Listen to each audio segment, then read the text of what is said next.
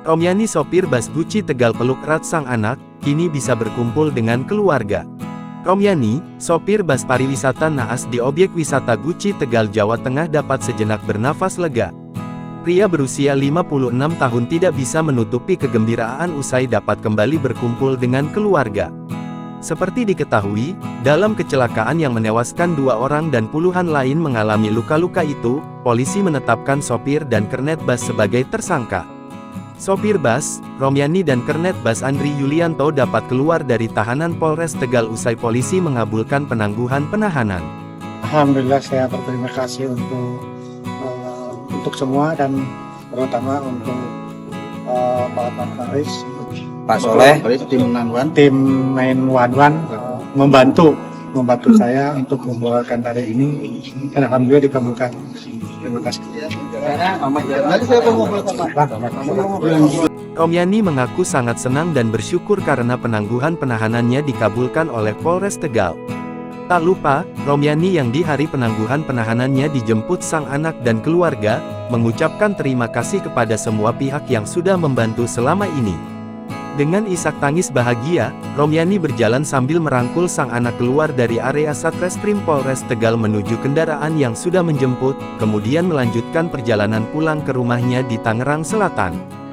Surat permohonan penangguhan penahanan dari pihak keluarga sopir dan kernet melalui kuasa hukum pada Kamis tanggal 18 Mei tahun 2023. Kemudian atas pertimbangan penyidik Polres Tegal akhirnya penangguhan penahanan sopir dan kernet bus dikabulkan.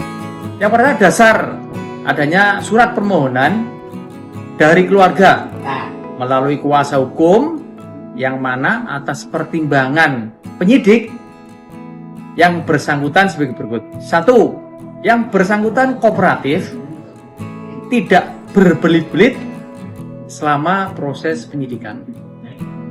Yang kedua, pertimbangan lain bahwa yang bersangkutan berjanji akan mengikuti proses hukum yang sedang berjalan dan siap hadir manakala dibutuhkan kehadirannya serta tidak akan menghilangkan barang bukti. 3. Yang bersangkutan merupakan tulang punggung keluarga.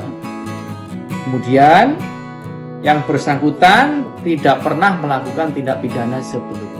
Hal yang menjadi pertimbangan penyidik diantaranya yang bersangkutan, sopir dan kernet, selama proses penyidikan kooperatif dan tidak berbelit-belit serta siap menjalani proses hukum. Alasan lain yang menjadi pertimbangan penyidik, lanjut Kasih Humas, pihak keluarga menjamin tersangka sopir dan kernet bus akan mematuhi dan mengikuti proses hukum yang sedang berjalan. Sedangkan alasan lainnya, kedua tersangka merupakan tulang punggung keluarga, dan tidak pernah melakukan tindak pidana sebelumnya. Jangan lupa subscribe, share, komen, dan like ya!